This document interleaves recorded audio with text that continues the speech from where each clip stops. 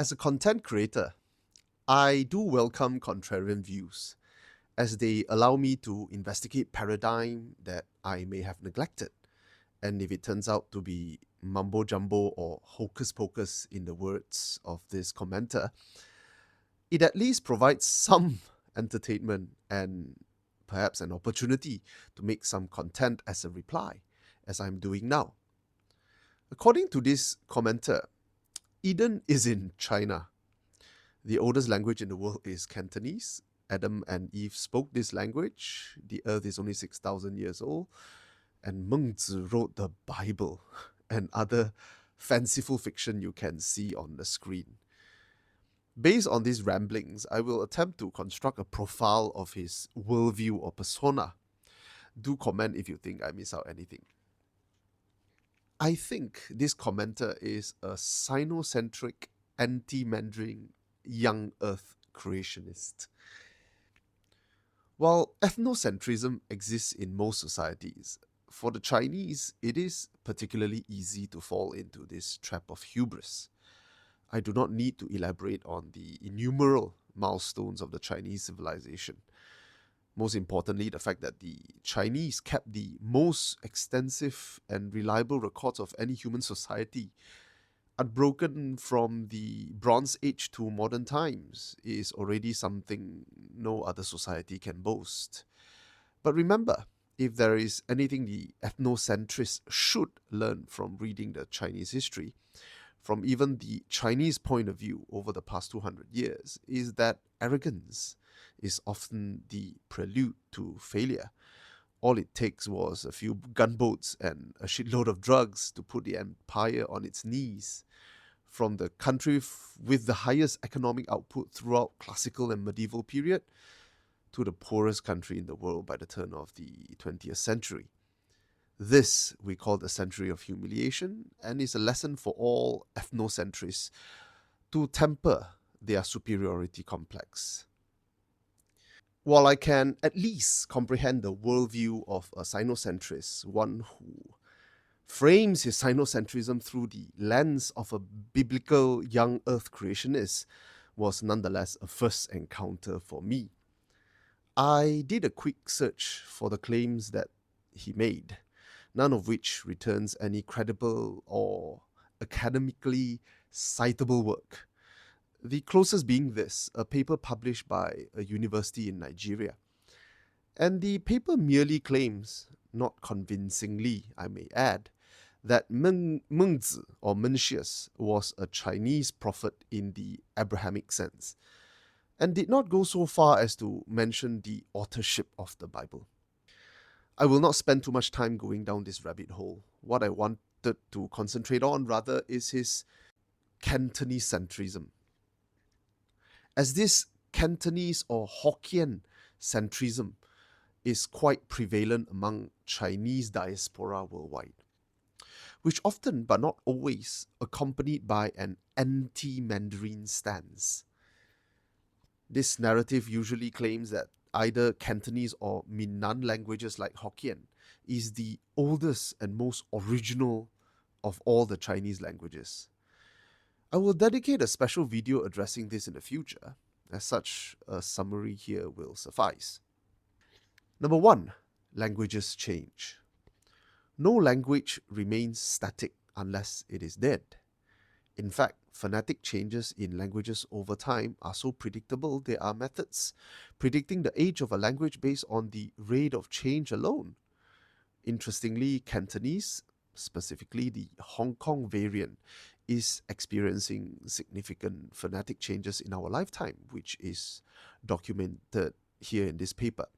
Example, the initial N sound to L sound shifts. Nei becomes lei, Nui becomes lui, nam becomes lam.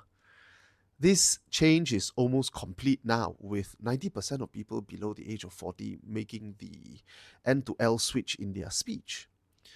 Do refer to this paper if you're interested in this topic, but if you accumulate and compound the phonetic and vocabulary and grammatical changes, you would have difficulties understanding even colloquial Cantonese 500 years ago.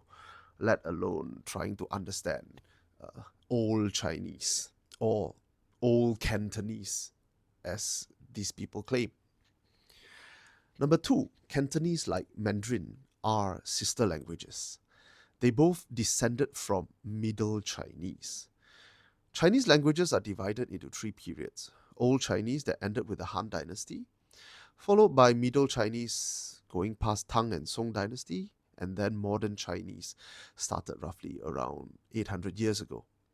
While many languages in the south of China claims origin in Northern Chinese migration, either as a occupying force during Qin's conquest of the south, or as refugees during post-Han Dynasty chaos, both of which were true, mind you, but it does not mean that Cantonese or Hokkien are Middle Chinese or Old Chinese. In fact, if you look at the chronological split between the various Sinitic or Chinese languages, the ancestors of Min branches off at the tail end of Old Chinese, making it the sister language to Middle Chinese and uncle to Cantonese. Does this mean that Min Chinese is older than Cantonese or Mandarin? Questions like this cannot be answered without broad assumptions and contextual understanding, without which it's better not to entertain such questions. Number three, retaining sounds of Middle or Old Chinese.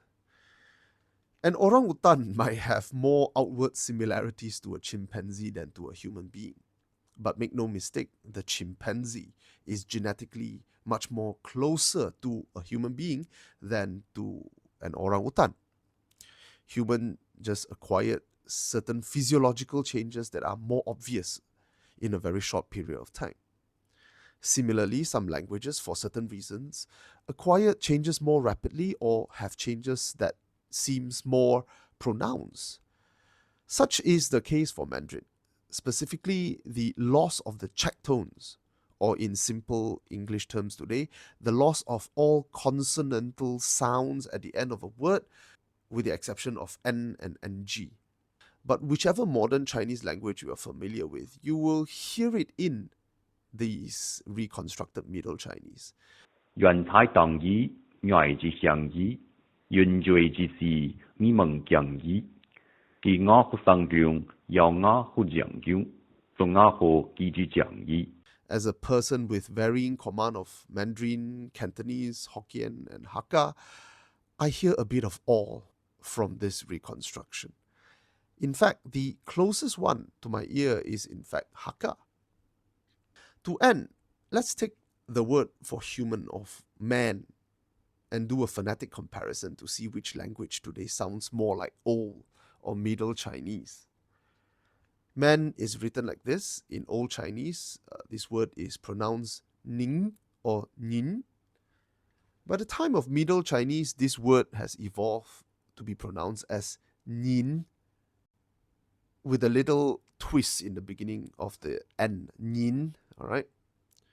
Mandarin today, we say ren. Very different, isn't it? But Cantonese is similar. We say yan. Hakka read it a little bit closer to how it was read in Middle Chinese. Instead of nin, is ngin. Ngin. Hokkien is complex, but there are two readings today depending on the context. It's either lang or jin. Interestingly, this dichotomy in reading this word also reflects in Japanese borrowing. The earlier borrowing reads it as nin, while the Tang borrowing, the later one, reads it as jin.